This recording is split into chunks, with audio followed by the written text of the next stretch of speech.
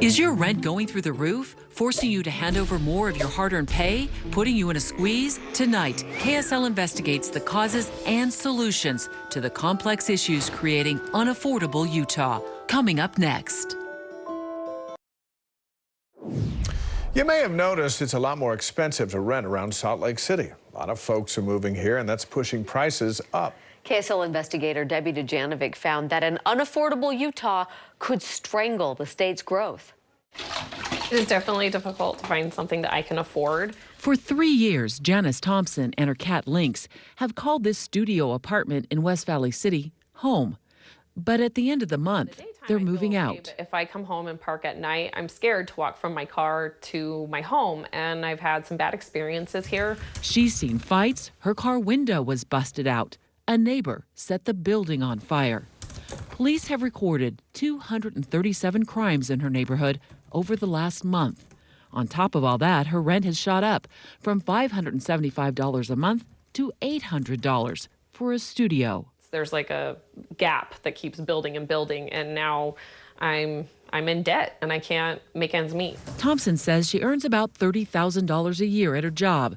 She's given up Netflix and internet service, but the rent has outpaced her pay.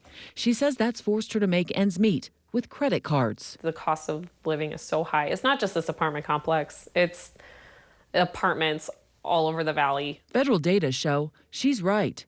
Rent has risen 20% on average since 2010.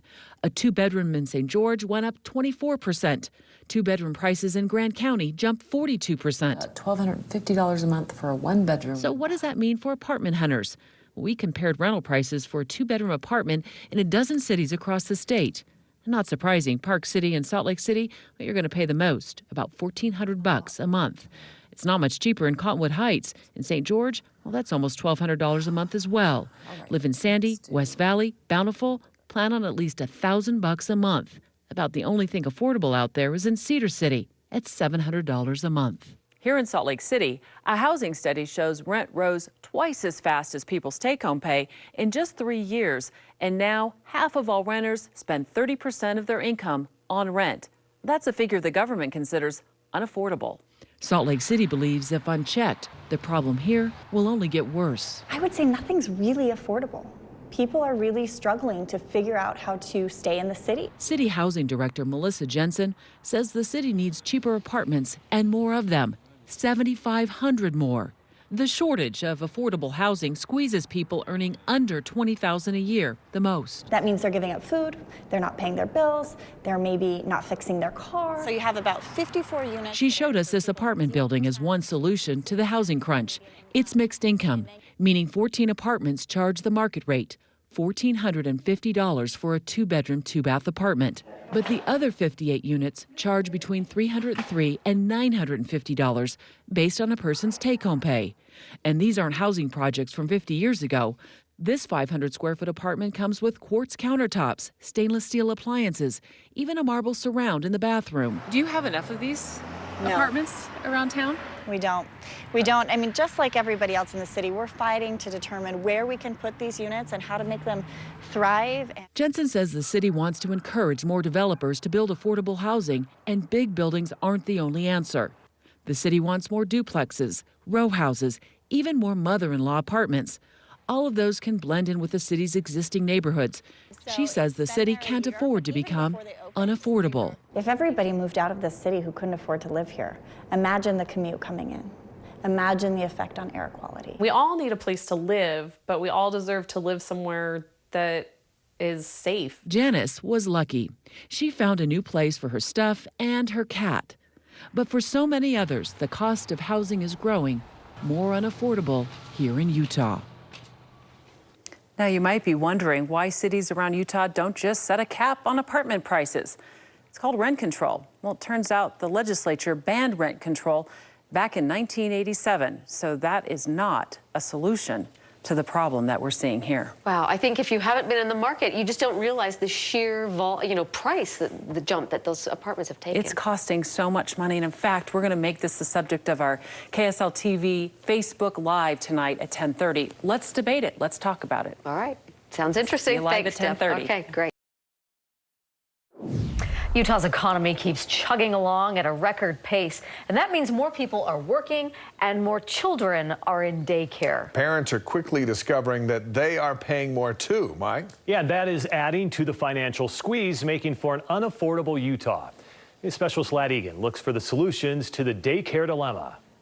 Nothing prepares you for this. Carla Pruitt isn't talking about the big task of being a mom. It's almost like sticker shock at first. It's the price of childcare that has her worried. I mean, we're talking like mortgage payment kind of expensive. We're talking college tuition kind of expensive. And it took us by surprise. On average, Utah parents pay $12,249 a year to have an infant or toddler in daycare. That's more than the in-state tuition at our public colleges. How are we going to afford this? For Pruitt, it will be even more expensive since she'll be paying for both her newborn and her toddler. Probably every single month it'll probably cost us about $1,500 to $1,600 a month. The rates have gone up pretty significantly. Every few years, the Utah Office of Child Care studies what daycares charge. There is increases that are going up and they can't sustain much more. The median cost for infant care in Utah has jumped 43% since 2006, far outpacing inflation. It's now $760 a month. Daycare for a 5-year-old climbed 41%, with parents now forking out $563 every 30 days. We see that some families, especially single parents, can pay upwards of 30% of their income to childcare. That doesn't leave very much room to pay for food and housing and transportation and all of those other needs that need to be met. What's causing the rates to rise? Just like running a household, the overall cost to operate a daycare is going up. It really is pricey. It's pricey for these families, it's pricey for us. Jody Zabriskie runs 4 daycare centers and every year ends up writing letters to parents explaining another rate increase, resulting in tough decisions. You have those middle parents that don't get any help, and now they're forced to pull their children out of childcare. The financial burden could be keeping kids away from licensed daycare centers. In Utah, only 15% of children who have a child care need are served in a licensed center. The other 85% cared for by family, friends, or in other settings. There's a lot of unregulated care taking place throughout Utah, and it's really hard to get your finger on how many there are because they are flying under the radar. The situation isn't good for Utah's economy. A study by the University of Utah found that expensive childcare is often identified as one of the most significant barriers to employment, and that 43% of parents say they've had difficulties finding affordable care. I have 3 children. All 3 of them could go to the daycare. I only send 1. Because if I send 3, I'm paying more than I pay on my mortgage. Emily O'Neill has had to find child care workarounds to keep working. As an educator, I would love it. She says all-day kindergarten for all Utah kids would really help families. It would save me a whole year of daycare. Other possible solutions for your family? Check to see if you're eligible for a state subsidy. Take advantage of tax credits or flex accounts that let you pay for childcare with pre-tax dollars. Find out if your employer offers any assistance. Reduce the hours or days you pay for daycare by changing your work schedule or having a relative help out. Create a co-op with other families or share a nanny. Pretty soon we're going to have to figure something out. All right, sweetie. For Pruitt, staying at home isn't an option. You're having to choose between, well, do I want to ease the burden of childcare costs or do I want my kids to have health insurance? She also worries about other families saying big decisions are on the line. I have friends who want a second kid and they can't afford to have a second kid. And when it comes to that child care subsidy from the state, many assume that that money can only be used at a daycare center. But it turns out it can actually be used to pay a family member, a friend, or a neighbor as long as they pass a background check and have an inspection and complete health and safety requirements. So that's one option that could help families. That's especially for lower income families. We mentioned food and utilities as driving up the price for these all-day daycare facilities. Anything else? Well, we've talked about the cost of housing going up, and part of that is to blame on a shortage of supply. That's happening in daycare as well. A lot of providers don't want to take infants and toddlers, and so there's a long waiting list. In fact, that daycare provider I interviewed, she says typically they don't even make a profit when they take infants and care for them in their center. It's pretty eye-opening. Yeah. Thanks, Ladd. For many parents, back to school means a big hit to their wallets. And it's not just for new clothes and supplies. We're talking about hundreds of dollars in fees just to register at Utah's public schools. Yeah, charging mandatory school fees is causing debate and concern across the state. And it's just one more pocketbook issue that we're tackling in our series of Unaffordable Utah reports. News specialist Ladd Egan showing us what you can do right now and what help may be on the horizon. Want to go up on the slide? We were enrolling 2 junior high and 1 high school student. When Nettie Francis moved to Utah, she was shocked to learn she'd have to write a check for hundreds of dollars at the start of the school year. And I said, well, isn't this a public school? And they said, yes, but we have school fees here in Utah. And so we were quite surprised. She was even more surprised to find out how much activities would cost. And those fees were astronomical. They seemed out of control.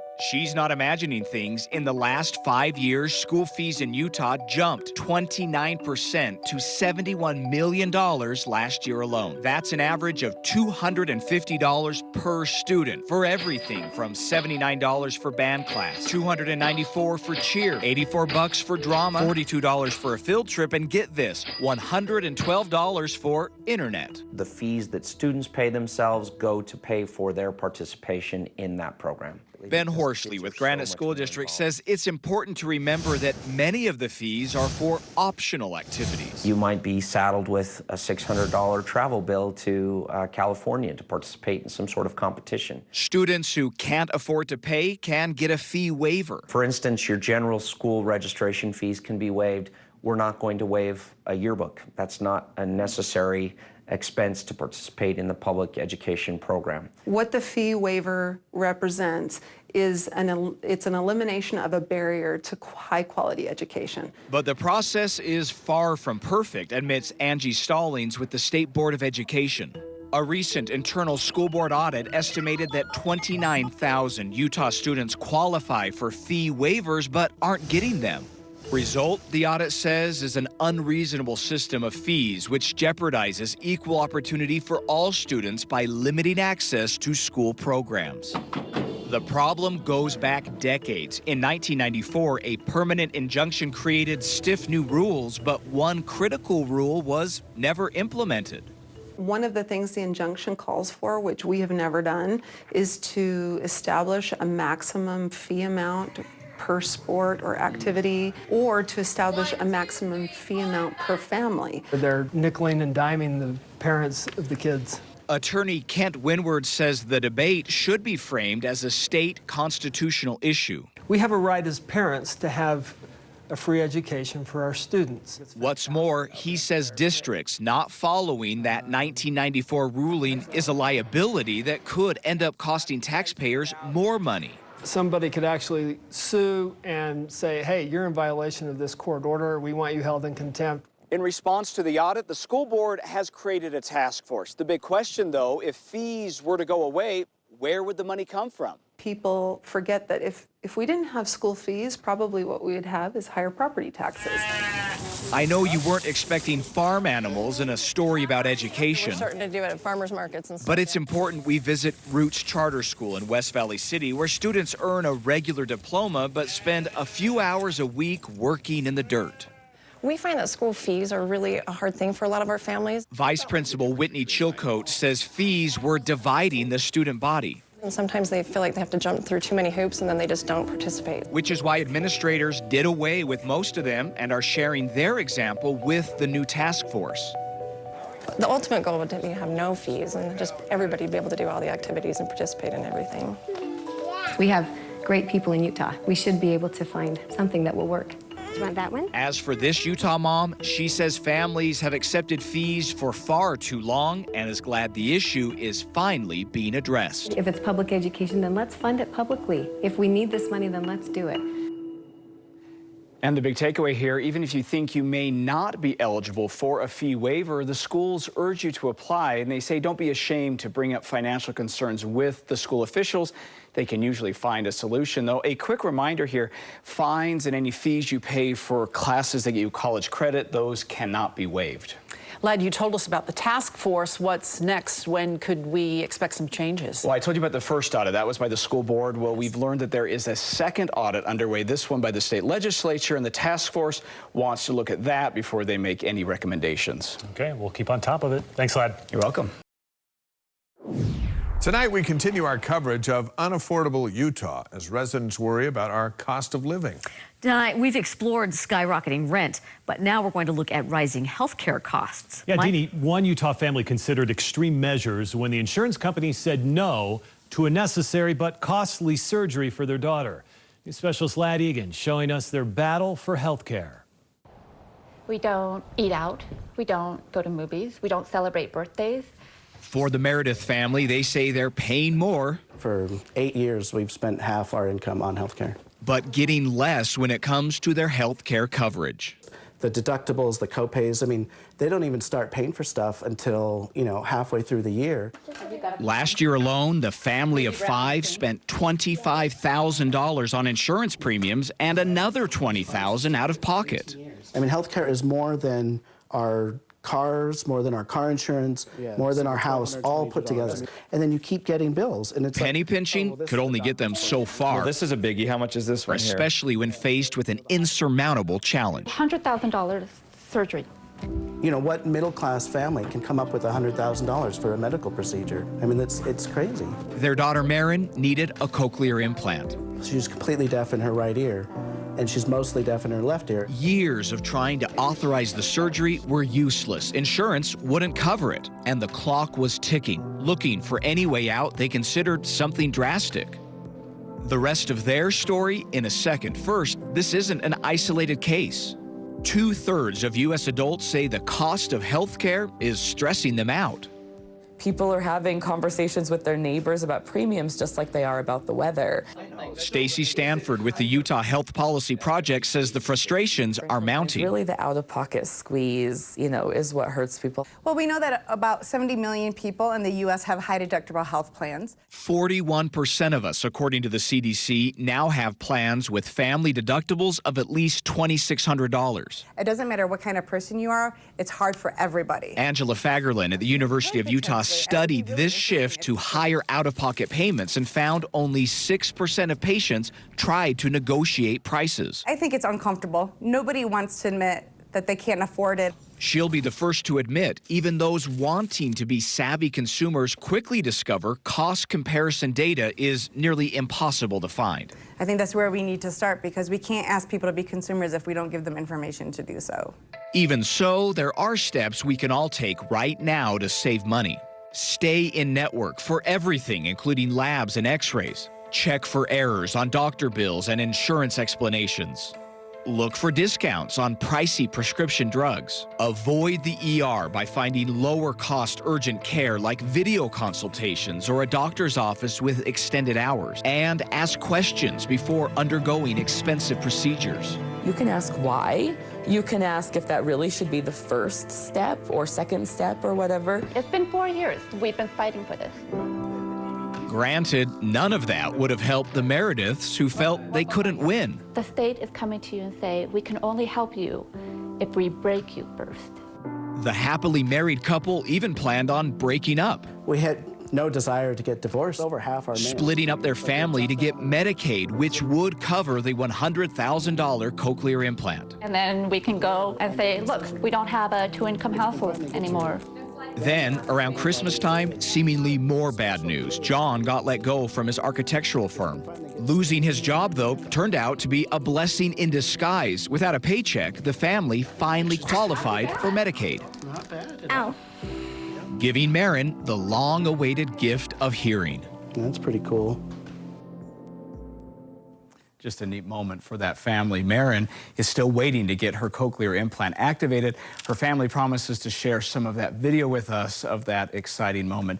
And we certainly want to give our children everything they need to succeed. Just incredible what that family had to go through to get that one surgery.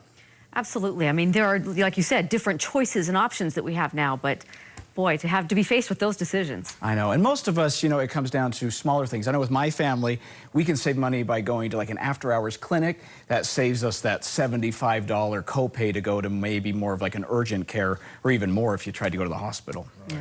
The fact that you have to lose your job, though, to get that, that's the kick in the pants right there. Absolutely. All right. Thanks, Lad. Job growth is up, unemployment is down, but almost 10 years since the Great Recession, the effects are still being felt in one specific area. We're talking about your paycheck. You probably noticed it isn't increasing like you or even economists expected. Well, tonight at our Unaffordable Utah report, news specialist Lad Egan studies the question many Utahns are asking: where's my raise? We don't have cable, we don't have a fancy car. The things that I'm paying for are things that we have to have. As a single mom, Angela McKinnon says the money crunch is overwhelming. I've thought about getting a second job a million times, but when I have a kid at home. After a decade on the job, the small raises she gets are quickly swallowed up with the higher cost of living. I need it to even live. And now her landlord will only let her sign 6-month leases. Twice a year, the rent is going up. We're working hard, we're doing everything we can, but it's not enough. If you take a prescription or know someone who does, you know the cost can be ridiculous. So tonight we continue our Unaffordable Utah reports to show you how to save hundreds. Investigative reporter Debbie Janovic compared prices at several pharmacies, and instead of pulling out her insurance card, she asked for the cash price. It's first of the season and we got brood. As an amateur beekeeper, Stephen Olson can handle getting stung. On occasion. No big deal. But he prefers not to get stung at the pharmacy counter. Something is amiss in how these are being priced out. I think we're up to 36 different countries now. Olson explores the world with his family. Mexico and Belize. We took 3 of our girls to Italy. And he takes a generic prescription to fight jet lag. But it really helps because it gets you back on your schedule. Denied. Insurance wouldn't pay. So he set out to pay cash at his local CVS pharmacy. And the price grounded him. Okay, so $861.99. You heard right. $861 for a 1-month supply of pills. But yeah, that was a shocker. So he did something he's never done before. He called another pharmacy. Costco charges $37 plus cents. You heard that right. Costco charged Olson $37.07 for the exact same generic Provigil CVS was charging $861.99 for. That one call saved him almost $825. That's a 96% savings. For many of us, a monthly payment to our homeowners association is something we can't escape. Yeah, some of them even feel hostage to their HOA. Mike? Yeah, tonight as we continue our Unaffordable Utah reports about what's putting the financial squeeze on families all across the state, news specialist Lad Egan finds out what to do concerning those out-of-control HOAs. Is the house? Window. Oh, window. A decade ago, Amanda Collins and her family moved into South Jordan's Daybreak community. One of my first questions with the real estate agent was, do you expect the HOAs to continue to rise? In the beginning, her 2 HOAs were about $150 a month. Every year, both HOAs have increased. Fast forward to today, she's now paying more than $300 a month. I had no idea in 2007 that my HOA in 10 years would double. The uncertainty over skyrocketing dues comes as more and more Utahns, about 680,000 of us, live under the rule of HOAs. Well, parents can attest youth sports and activities have become all-consuming. The $15 billion industry has doubled in the last decade. At the same time, participation has dropped, weighed down by extra expenses, fees, and travel. In this Unaffordable Utah report, Deanie Wimmer found many kids are getting priced out, and parents who pay to play may wonder, is it worth it? The tournament goals for this Wasatch girls soccer team are simple. Score. Of course, everybody wants to win. And stand out to college scouts. Yeah, this is a college showcase. While these players work hard, there's more than sweat equity in their game. Our family happens to be all in. Much the same situation at the Big Mountain Jam basketball tournament. It's one of half a dozen for these travel teams. It adds up. It's a big commitment of time. It's a big commitment for the family. It's a machine, and to be part of that machine, you have to buy in early and often. Travis Dorsch researches parent involvement in youth sports at Utah State University. He played in the NFL, but now works with parents trying to get their kids to that level. He says sports today are completely different than his experience. It was all about the kids, and the games were just that. They were games. What he tells those who look at sports as an investment in their kids' futures? That's the million-dollar question, and, you know, it's not very good. He led a research team that surveyed a few hundred families across the country on spending for sports. He found families spending as much as 10% of their incomes. On the other end of the spectrum, Ameritrade found 20% of families spend $1,000 per month per child, the same as the average monthly mortgage. Costs like those lead to heartbreaking choices for parents and would-be athletes. Participation in youth sports has declined 8% in the last decade. And kids in low-income families are playing sports at about half the rates as those in higher-income families. Kind of sad because finances sometimes are a barrier to participation for some kids. As housing prices rise, many worried they're being priced out of the state they love. In tonight's Unaffordable Utah report, news specialist Lad Egan looks for solutions and explores whether we're headed for a bubble or more boom.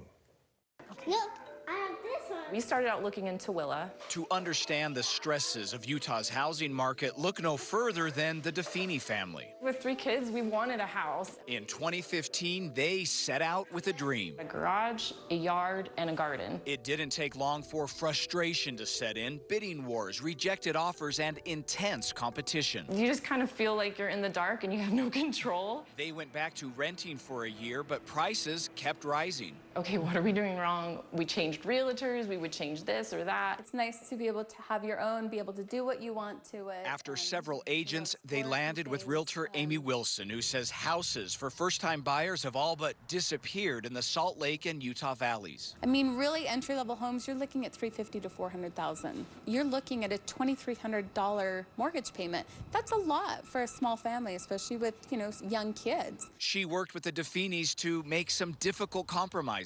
Looking out farther and looking for a smaller home. We'll check back in with them in a moment, but first, how did we get to this point? In 2004, a typical house in Salt Lake was $160,000. Fast forward to September of this year, that same house has more than doubled to nearly $350,000. And if we don't apply the brakes, researchers with the University of Utah's Gardner Policy Institute predict in 26 years, the median price along the Wasatch Front will be $1.3 million. Basically, our incomes aren't keeping up with household prices. Research analyst Dayon Eskich describes it as the perfect storm. Rapid population growth, a booming economy combined with a housing shortage. It's supply and demand. We have a lot of demand and not enough supply to fill it. Builders played it safe after the recession, and now we're short more than 43,000 housing units, and it's unlikely they'll catch up soon. They can't find enough workers because of competition with large construction projects like the new airport. Everything that goes into building a house is getting more expensive. Eric Allen tracks the data for Utah's home building industry. We're building like crazy. We can't keep up with demand right now. What is being built isn't exactly affordable. Allen's newest numbers show nearly 70% of homes being built right now are priced above $300,000. Our kids are growing up here, our grandkids are growing up here, and we want them to stay here, but we also want them to be able to afford a home here. That's the growing worry that buying a home along the Wasatch Front is becoming out of reach. We chose Utah because we had family here. But we knew living here in Utah meant that we'd have to struggle financially. So why aren't builders producing homes that millennials can afford? It has a lot to do with a familiar phrase, not in my backyard. Right after the break, in the second half of my Unaffordable Utah report, we'll look at possible solution, like how one house becomes 10. And Deanie and Dave, even if you aren't in the market, this really does affect all of us because this could affect our economy and the quality of life in Utah for generations to come. Okay, we're going to stay right here. Yep. All right, lad, thanks. Thanks, Lad. But